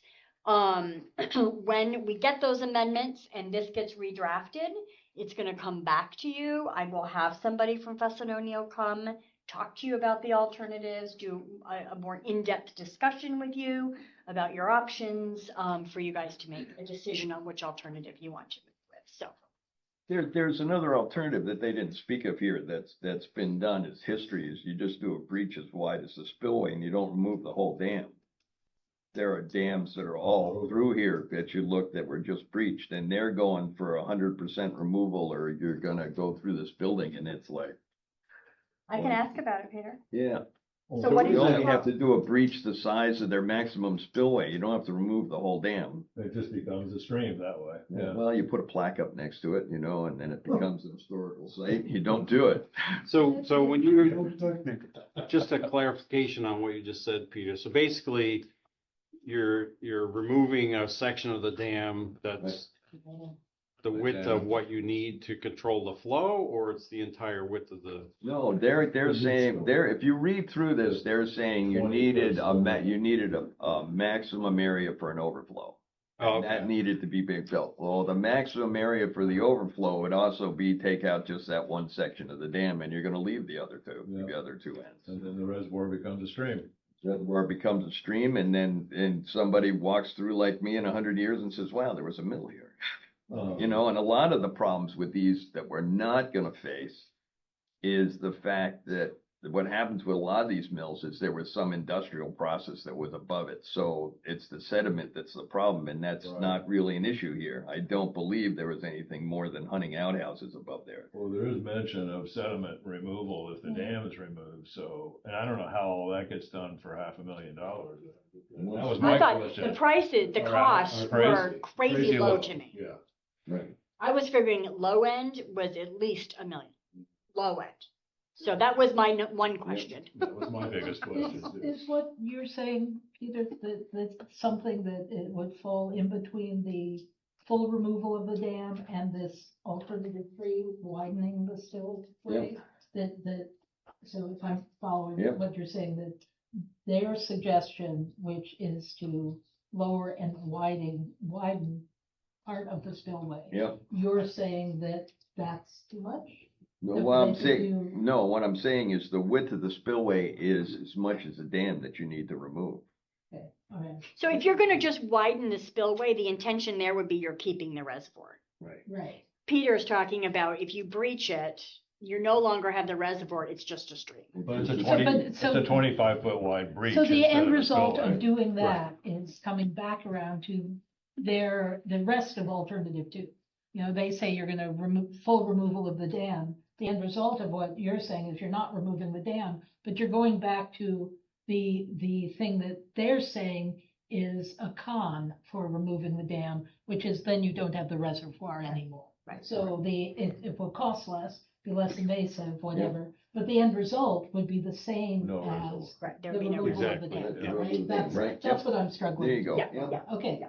We're gonna cut a hole in the middle of it and leave the rest. Yeah, and so it'll cost, but it'll cost less, It'll but cost less. But you will lose the reservoir. you'll lose the reservoir. Right. But you, And that- when you have a spillway like that, if they make the spillway bigger and it's concrete, or if you just breach the dam, the width of the spillway, you're gonna have a spillway that's natural, and maybe the erosion, or maybe there's some issues with how that works. Because now it's all directed in one little spot, It'll just become a brook again. I guess, but. You take it down to the bottom of the reservoir. Well, it's gonna end up in one spot anyway. If you look the way that most dams are built, what happens is you actually go and build, the control structure is probably in one of the higher points of the dam. There's probably bedrock underneath there, and that's about as far as you're gonna get. But It seemed to me that part of the decision, regardless of which one of these many alternatives or other alternatives, is do we as a town want to keep the reservoir, and don't we? And if we don't want to, then we can argue about what the cheapest way is to get rid of it. It's really If gonna we be do your want to, contract. then we're arguing about what the cheapest way is to keep it. Right. But that's a yes, that's a toggle switch And that's- before we get to that's a any of the public rest of them. discussion. Yeah, I That's a think so. public Right. discussion. Because I certainly don't know what the town of Chester wants about keeping or not keeping the Right. reservoir. And that was part of the conversation that we need to have is get public comment. Do we want to keep this reservoir for recreational purposes? And if so, are we willing to pay for it? Right. Because And is there grant money to help us pay for it? No, there will not be grant money available. Except for The removal. only thing they give grant money for now is dam removals. Damn. Interesting. Those fish have all those rights. Yeah, So- that's right. so that's the question, that we're gonna have to answer at some point. Mr. Lindsay? Yeah, after that question was answered, because, I've heard from several gentlemen who fish, are good fishermen, put it that way. And they wondered why this ever came to where the point it is at now. Understanding the fishing derby makes very good sense. Not to be glib, but there are other places in Vermont close by you can fish. And the kids know where they are, which is good. My question is a financial one. Looking at these figures, I'm not an engineer. I'm not sure what decision the board is going to make. But my question, is this going to be a general expense fund? Is it going to be bonded? And where will this be, the water and sewer users or the overall general fund? So in your discussions, if you would address those problems, I appreciate that. Well, thank you, Bill. Thank you so much. And I think the point is that we're not necessarily gonna discuss it a whole lot more tonight, Correct. because we don't have the final document, we don't have Right. the final numbers, blah, blah. Right. But that being said, I think that's a good point. Yeah. Those are I good. mean, I think those, if you're gonna ask the public to, they also need to know where you're coming in. You know, on that note, and Lee touched on this too, getting public opinion is always a challenge for this board, or for any board in town. And if we get to the point where we're going to be making a removal or not removal decision, I would advocate for spending some serious energy on public outreach. Well, as normally happens, Maybe. the wind of this, 10 minutes before we start making the decision. Everybody shows up. Everybody shows up. Yeah. Which is fine. I mean, But that's. I'd like to avoid that Yeah, as much as we But can. it would be nice to get some feedback from the community well in advance. So here's your notice, to anybody who's listening. Or Tell your friends and neighbors. Have a town vote. Yeah, or it could be a town vote Put it to too. vote. I think And that's a and great it idea. may have to be if it's if it's a bond. lot of money, Yeah. or bond or whatever. Yeah. But we'll have to make a decision whether, what are we gonna put on the ballot for the bond? Is it gonna be removal? Is it gonna be Right. lower the Well, spill? the thing is, And that's- also, you're about to have a logging project up there that's gonna take in considerable acres. There should be some revenue from that's all right up there around the same piece. It could also be, that's the contribution to whatever we do to the dam. And that opens up the conversation. Who pays for anything that happens at the dam? Who gets the proceeds from the town forest and all the land? Is it water and sewer users? Because they're the ones that are paying for the upkeep of everything that's going on in the system. Historically, when we have forested that land, it goes to water. So and then how does that? Mhm. How do they work If you together? start doing that, then the trouble ends up that it's their dam. And maybe that's it. I don't know. Oh, well, we gotta put on a different hat, then we can't even talk about this. There's more to come. And I am happy to have conversations about are there ways too, because it's a recreation site.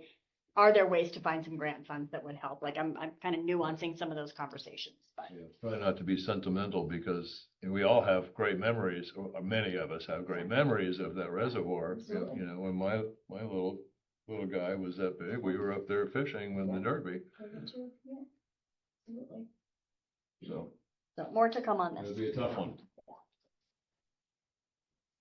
All right, next on the agenda is to adopt the Code of Ethics Investigation and Enforcement Ordinance.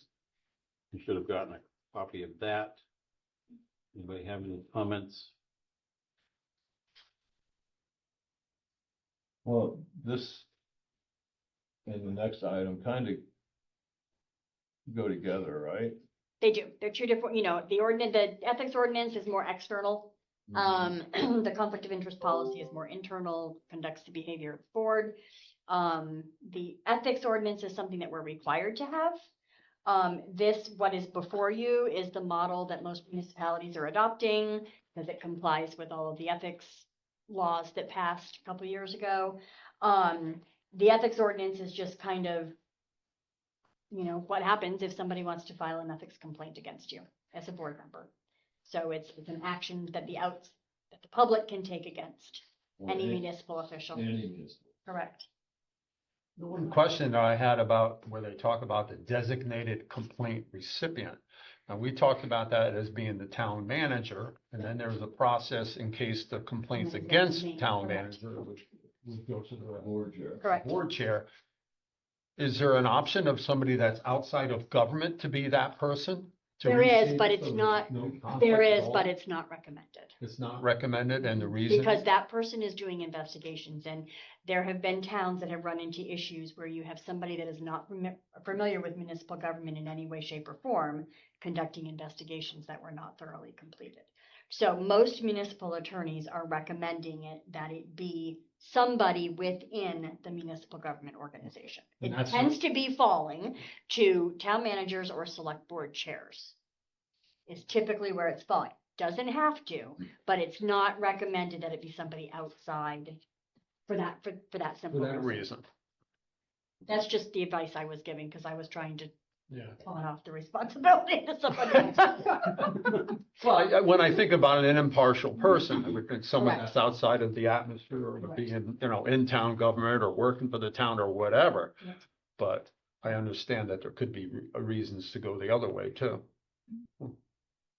That's just what I've been told. Any other comments, questions, concerns? It all seems pretty clear to me.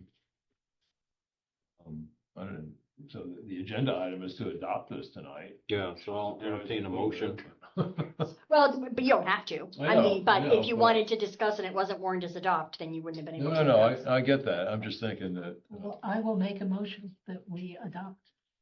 the Warren made the Code of motion. Ethics Investigation and Enforcement Ordinance. All right, I'll second it. Here's a second. Any further discussion? And that's for the first one for the code. That's the first one. Code of Ethics Investigation and Enforcement. Is there a place where you have to write down who these designated people are? Is there a location that goes? Yeah, So should- that- Yeah, there's stuff within the Ethics Commission, so, the commission that was stood up by the legislature, so if an ethics complaint gets filed with me, Yeah. all that has to get reported to the Ethics Commission. And there's forms that you have to use that they have designated. I meant, is there a form somewhere where we are saying, and our designated person is right. the town Should that be manager? called out in Is- this? I is thought that it was. something that- Thought it was. Well, so- And I didn't see it. Are you asking for a name or just the title? No, Title the title, would be the the- position. right, Okay. The town. I thought the it was town in here. Manager and the board chair, is it in there? And I just, maybe I just didn't see it. Yeah, who is this? It's there in complaints, and it's all actually must be designated. Recipient must be directed to the town manager. Okay. Okay, that's in there. Yeah, section 4, section C. 4C. Okay, perfect.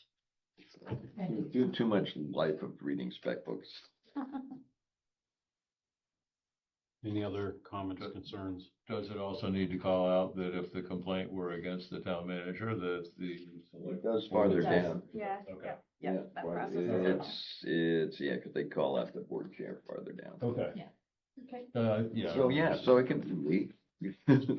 For now, It's against me, it's gonna be you. For now, it is. And this is an ordinance, so 60 days.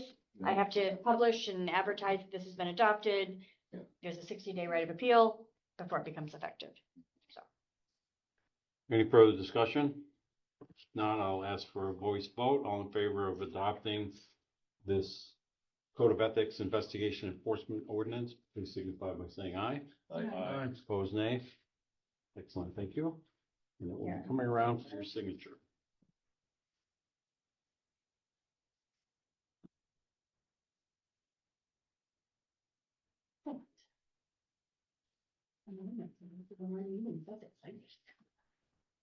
that's what we I don't talked know. about. Maybe at first. Maybe the only one. May never happen again.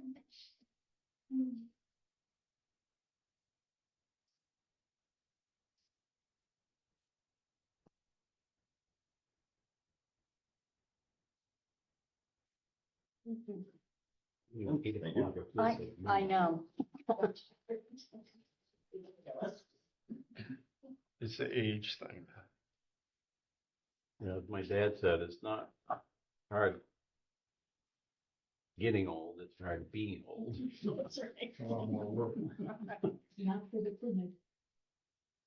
All right, next is adopt the conflict of interest policy. You should have a draft copy or a copy of this. I did make one recommendation to Julie on page 2, Article 5B, that we insert the word other before or between the words any and town, because otherwise we are prohibited from serving on our own board. That has been changed on the version that, on the signature version. Signed tonight. Well, in some respects, this is really good, but it's, I mean, right now, we're lucky because we have Hugh who actually communicates between the two boards, but for years, they were in two completely different worlds. And the thing is, the way this is set up, without having, I would say, an active zoning administrator who is attending both, they don't communicate.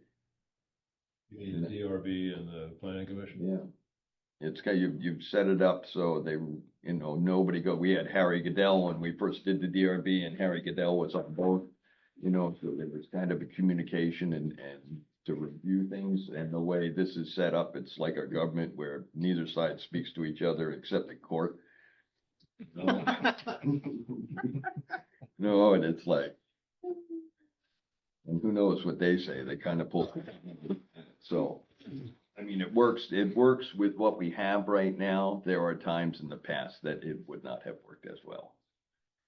Well, I guess this being a policy, I don't know that we need to fix it for this, but that's a good point, Peter, that there needs to be clear and adequate communication between all the boards. Right. And so, you know, this isn't going to fix that, but that's something that we as a board and town managers should make sure that doesn't happen, or have a tendency to happen. Well, and we've talked about, you know, you're gonna have this all board meeting, but continuing that annually. Right. And then maybe every quarter or every 6 months, whatever you guys want, having the chairs of each or a representative from each of those committees giving an update to the board directly at a select board meeting, and that'll Right. that'll help a little bit too, I think, Peter, for what you're. Can become part of your strategic operating. Yes, it plan. can. Yeah. Hey, When I woo! was on the planning board, I tried to, when we changed things, to bring it to the DRB and get their opinion from it, but you're not required to do that. Right. Okay. So any other comments, concerns, questions regarding the conflict of interest policy? No, that's okay to me. Yep. 2 tries, come on, here we go. Okay. You did all right, see, now, Well, 1 for 1, 1 for 2. In that case, I will entertain a motion that we adopt the conflict of interest policy. So moved. Who's made the motion? Tim's a second. Any further discussion? All in favor signify by saying aye. Opposed, nay. Excellent, thank you.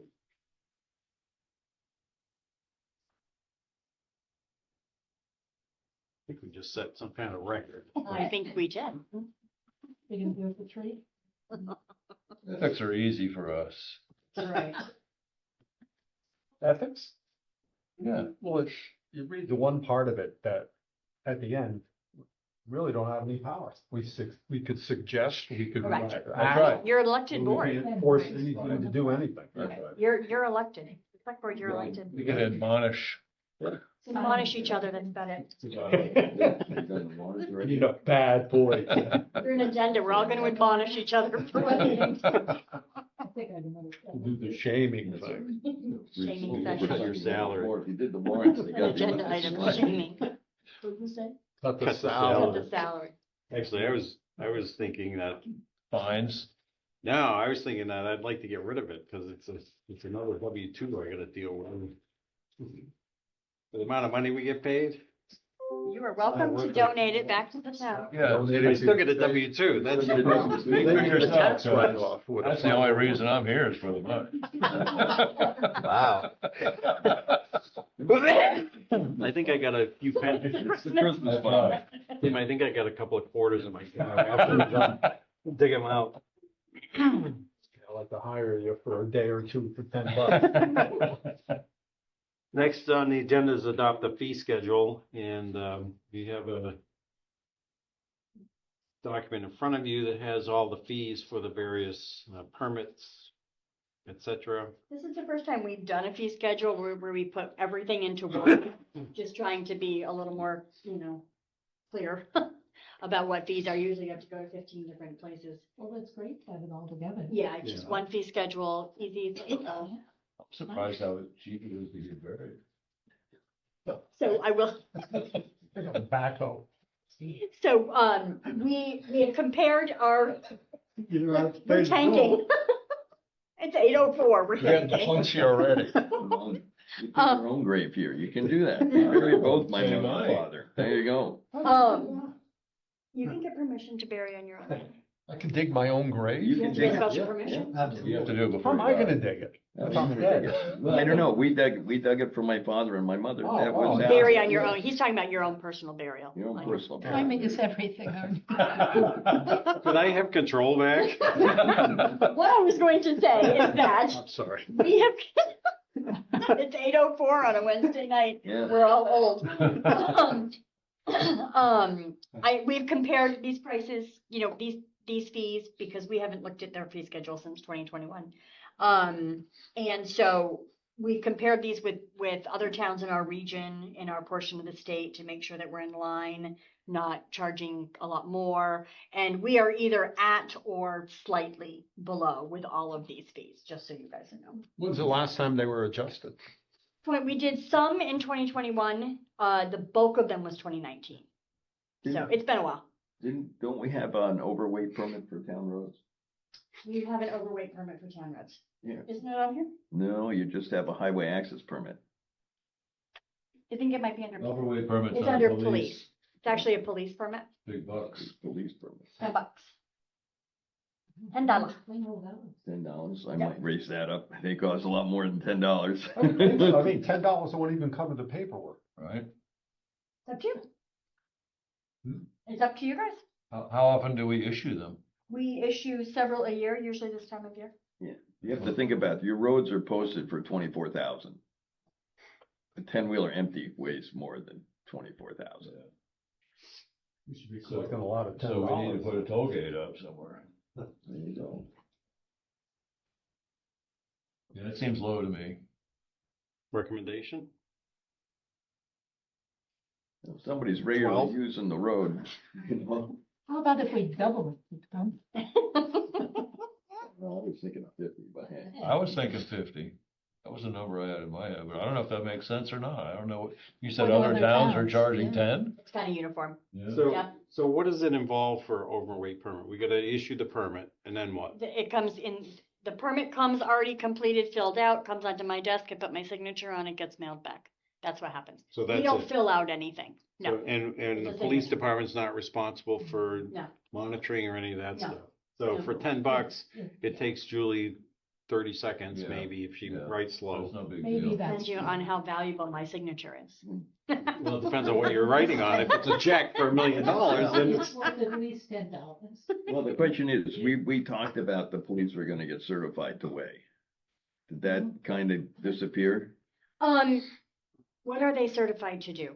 They were gonna get scales and we were Yep. gonna be able to Yep, charge. we everybody. did, I need to get back to you on that. We do have them from DMV, I think, no, I know, NOAA is certified in those. Certified. Where we are at that, it's all coming back to me. The traffic ordinance, we have to update our traffic ordinance, Yeah. which is with Jim Carroll, with a Oh, whole well, slew of there other it things, goes. which I have reminded him about. We have to update the traffic ordinance before we can actually enforce that. Okay. All coming back to me now.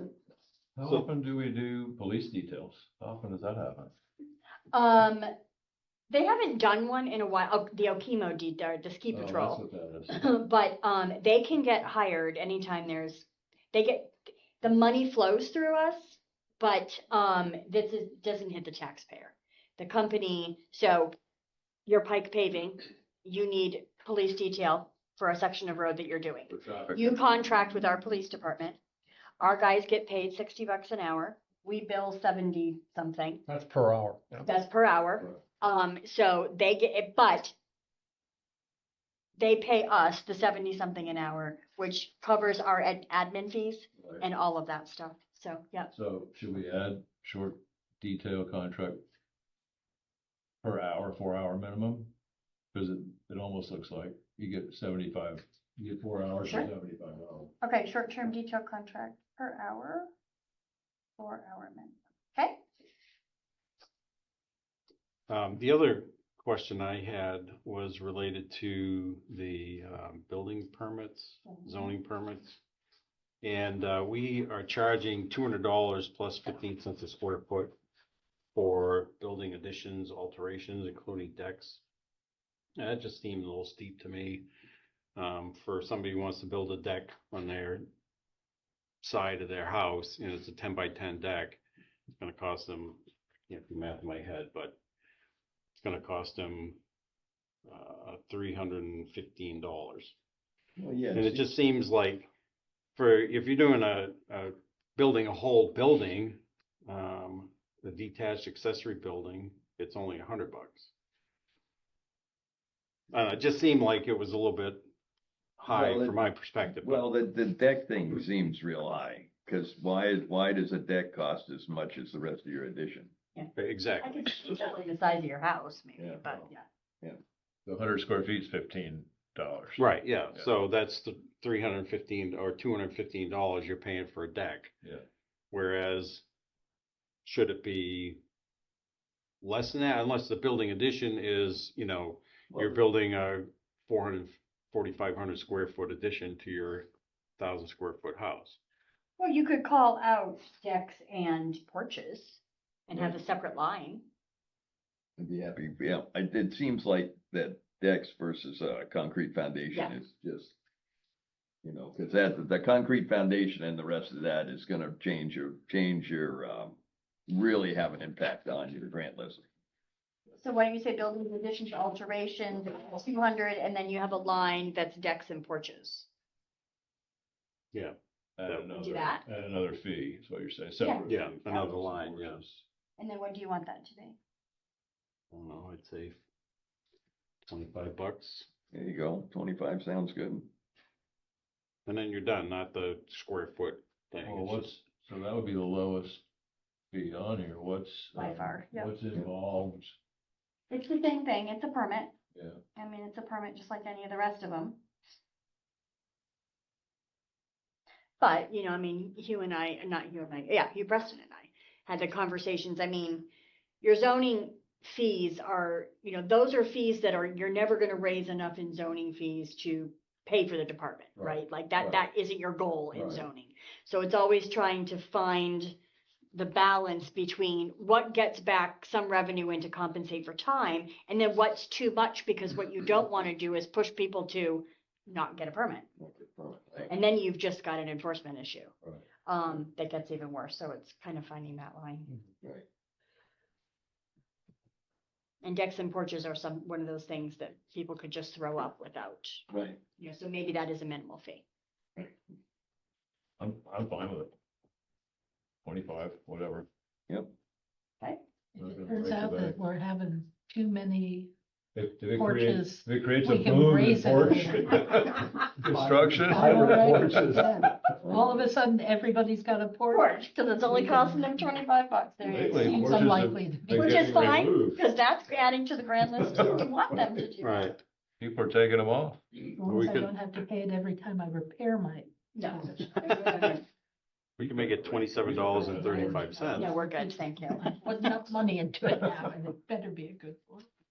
All right, any other thoughts on this fee schedule? Are we comfortable with approving this with the changes that we've suggested? Sure, I'll Yep. make that motion. All right, so Tim has made a motion to approve the fee schedule. I have a second, so Lauren's a second. Any further discussion? All in favor signify by saying aye. Aye. Opposed, nay. Excellent. Thank you. So now we have our liquor licenses and entertainment permits. There are 4 of them to consider.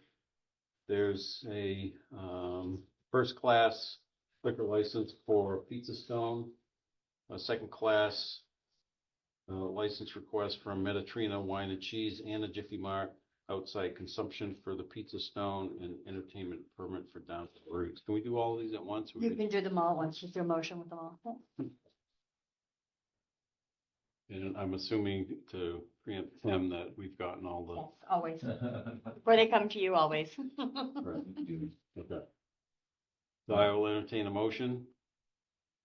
Do we need a motion to move this? You just do them all in one lump sum. Yeah, just yeah, easier. okay. So I'll entertain the motion for these liquor licenses and entertainment permits. So moved. Lawrence made the motion. Do I have a second? I'll second. Tim's a second. Any further discussion? I did have a question on the Down to the Roots. Okay. A little hard to read because Yeah.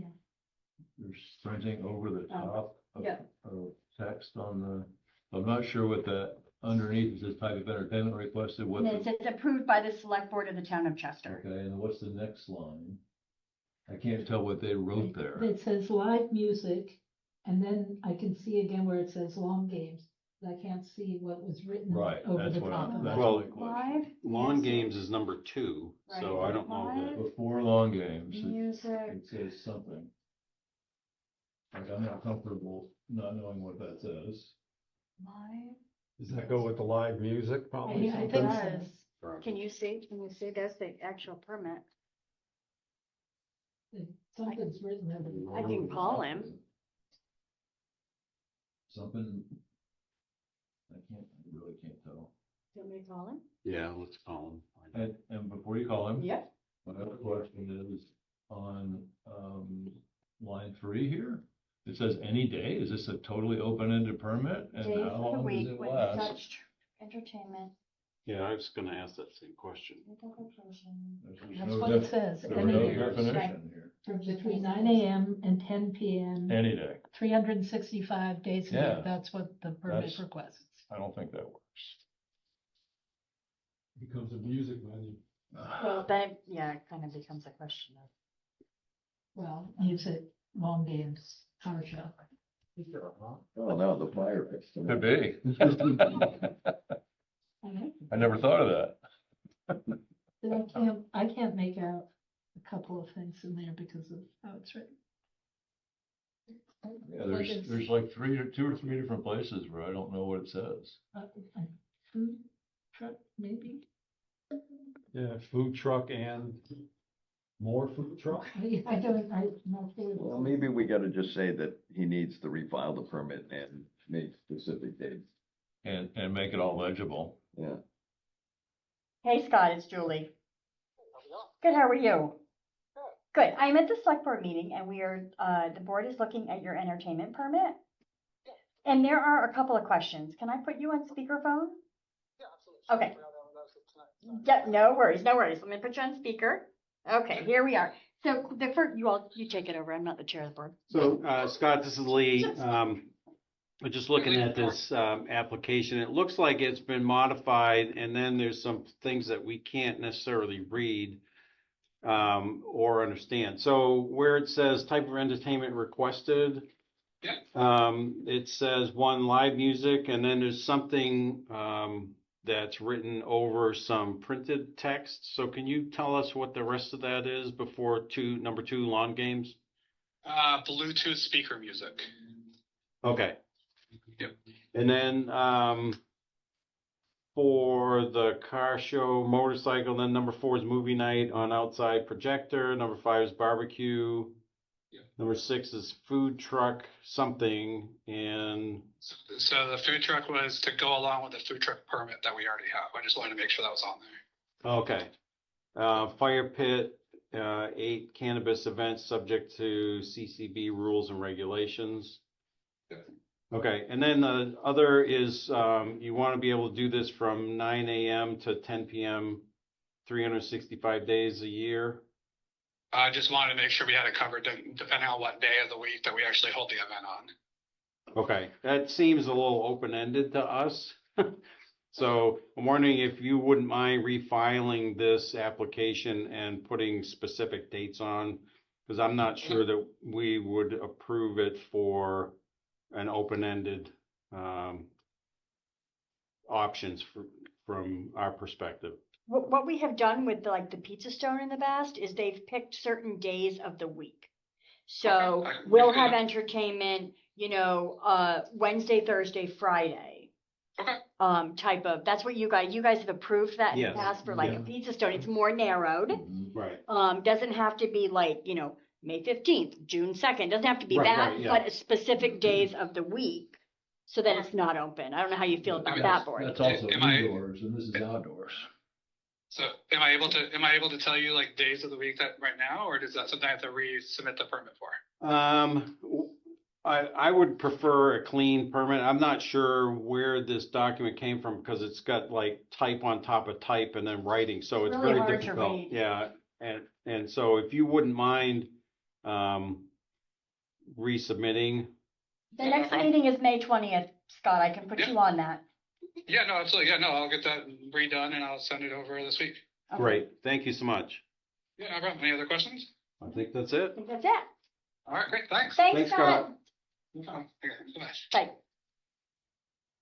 Okay, so That's because I didn't even notice that. I didn't even. Days of the week also, and another way to maybe regulate it is a total amount for the year. Sure. Not to exceed. Yeah, because I mean, you could days. have it like Thursdays, Fridays and Saturdays and then do it 52 weeks. And if it's outdoors, it's somebody's liable to complain about it if Right. it's. if it's It is- often. Yep, it is Bluetooth music, so it's not a band, like Pizza Stone has bands. So this is. Live music too. Oh, Yeah, live music. They say Do they live say- music, yeah. That's number one. So Yeah, it could it be is. a band. It could be a band, you're correct. I focused it on the Bluetooth. Yeah. Yep, okay. so I guess the question. I can have a conversation with him I about guess it, the really. question for the board is what's reasonable for a permit like this? Because I can't believe he'd be doing this in the winter months. And every Well, day, even he's not if gonna it's do all that. summer. He's not gonna do it every day. I'll have a conversation with him and tell him he really needs to rein in. How many 3 days days a is he week for looking for? 52 Yeah. times out of the year is just not a good I think idea. he's gonna do it, 6 times a summer or something like that, Yeah. or, Yeah. Yeah, I think we need more information Okay. from him, so, if you don't mind. I don't think we have any interest in trying to tell him that he can't do this a reasonable amount. That of course he can. And I get his point of not knowing exactly when they're going to want to have it Yeah. happen. But we ought to be able to have something that says, figure that we'd be doing it at most 5 times a month. or Agreed. something like that. Agreed. So that there was a limited number of days and then they can work within that. Right. I'll talk to him about a limited number of days. I think that might be the easiest. It's flexible for them and it gives a limit on it. Correct. how often does this have to be renewed? Is it Annual. It's an annual. Okay. So I'll talk So- to him about limited number of days. So based on what I'm hearing from the board, we need to either vote this motion down or amend it. So what's your, But I'd say we amend the motion. okay, so who made the motion? You made it, Lauren? Oh, Did I think I did. yeah, I think you Yeah. made it, Lauren. Can we amend the motion to remove, is that how we Yes, would do this? yep. To remove the request from, So here's what I would do if I were you. I yeah, would tell me say, what you would do. I'd like to amend my motion to include the first class Pizza Stone, the second class Mediterranean, the Jiffy Mart, the outside consumption Pizza Stone. That sounds like the thing to do. Okay. So amended. I'll And then- second that. How about that? Did you second the first one? Second the amendment. So did you second No. the first It motion? was, that was Lauren. and Okay. I think I might have Okay. actually made the motion, but either way, I'll second it. I'm, Well, you can take your choice. We can just tell Sue to pick the one who didn't do the one that's before. Right. we're all on the Okay. same page. So, we have an amended motion, Agree. before us to approve the first class restaurant bar license for the Pizza Stone, the second class for Mediterranean wine and cheese and Jiffy Mart, and outside consumption permit for Pizza Stone. Any further discussion on, these approvals? Hearing none, I'll entertain a voice vote. All in favor, say aye. I, Opposed, nay. Now you have to No, you vote have on the original motion. Right. So You now need we're, to You vote. just amended it. You just amended the motion. Now Okay. you have to vote on the. now amended we're motion. voting on the original motion that has been The No, amended. you're amended. voting on so you just voted to amend the To- motion. Right. Now you have to vote to approve or deny the amended motion. Right. So, so do we have to move it? No, No, sorry. Or we're just voting? Just moved. Voting. Okay, all in favor of voting for whatever we're voting for? Whoa. I gotta be professional. So all in favor of voting for the amended motion As amended.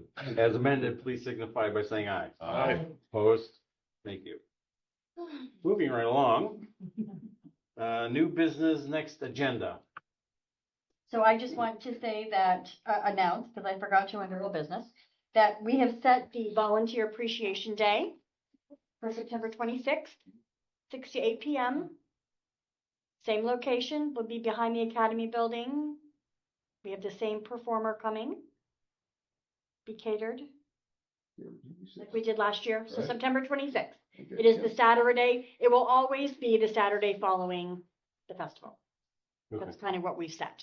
So that's fine. And can I say one more thing? Sure, yeah. So we have worked on, this is not for approval. You need to approve. Well, you do need to approve. You don't have to vote. This is the workup for the new gateway sign. So everybody sees, Lee has already seen it. It will be the same colors that will match the signage. It matches the rest of the wayfinding sign. These will be the 5 entrances to Chester. How tall is this person? I'm assuming 6 feet. My height, 4'11". They're short signs. Big difference. Yes, it does. Yep. Yeah. Yep. Is Scott gonna do the stones at the bottom of the post this summer? No, Scott's not going to do the stones at the bottom of the post. It's not. That's why we have more money. The way that these signs were designed, Yep. drawing the rock around it on a map looked really great. But to actually install the stone around it will be either extremely expensive because of the way that the bases were installed. You have to cut out for him. So we're not gonna do the work. It would be extremely expensive. And It may be something we wanna do down the road, but Well, it could also cause safety hazard. Correct. Somebody crashes into another sign. It's supposed to snap off. Yeah, well, they don't. If you're gonna be talking with the folks, SU, what is it, SE this is Group? SE Group. Can they look at some of the other signs that are in town already? There's quite a few of them that are, Yeah, that's the contractor. That's the contractor, and we do have them coming back because these are leaning each year. they're They're all over the place. Correct. So Steve is working with them to come back and straighten. Yeah. So what do we think? I like it. Yeah, I like it. It's plain. It's It's nice. simple, it's classic. I didn't want anything too fancy. You got it. How wide is it? There's nothing. I was gonna say, yeah, about 6. I'll get actual dimensions, but, yeah, I'm not sure. You just tell us the font size, that will tell us. It's gonna be, We're getting, gonna have to like think about exactly where they're gonna go, because there is some width to them. Right, they're comparable to what we already have. So they will go in the same locations that those. anything about the incorporation date on it? No. Absolutely not. I was No. just gonna say, Ron is no longer with us, so. we No, don't argue there's, about there, that. no. Okay, any other new businesses or anything we need to consider on the next agenda? Next agenda, you will be signing some loan docs, the financial review. I'm hoping to get back from Jim the use of the town green policy. There'll be the loan docs for the bridge Those will, funding for the sewer. no, well, possibly. But these are the loan docs for the dump truck. There was the $100,000 that was approved, was the $100,000 to reimburse for a grant match and the money that we had to pay on Thompson Jewett Road project. That was one of the things that was in the town, that the town voted on. And then the other one is the purchase of the dump truck and the one time. Not putting those in the bond, we're financing those through Edmonton. Right. So it'll be those loan docs. And maybe the bridge fund. And maybe the bridge fund, that would be your water sewer hat on Yeah. at that point. Did you want to say anything about the Savage Solar? No, you can. I didn't go to it. You should have all gotten a notice of hearing for the Savage Solar scheduling conference for that, which was yesterday. Yeah. Yeah, we got- Okay, never mind. Yeah, I got it got it. like 12 hours Yeah. before. Yeah, it was 24. dated April something and I April received 17th. it the day before the hearing. Yeah, that was disappointing. Not that I would have been able to attend, but. Yeah. Well, not for this discussion, but we could have a chat about that at some point individually. Yeah. Any other new business? And I will entertain a motion to adjourn. So move. Arnie's made the motion. Second. Lawrence made the second. Any further discussion? All in favor signify by saying aye. Aye. Opposed, nay. Thank you.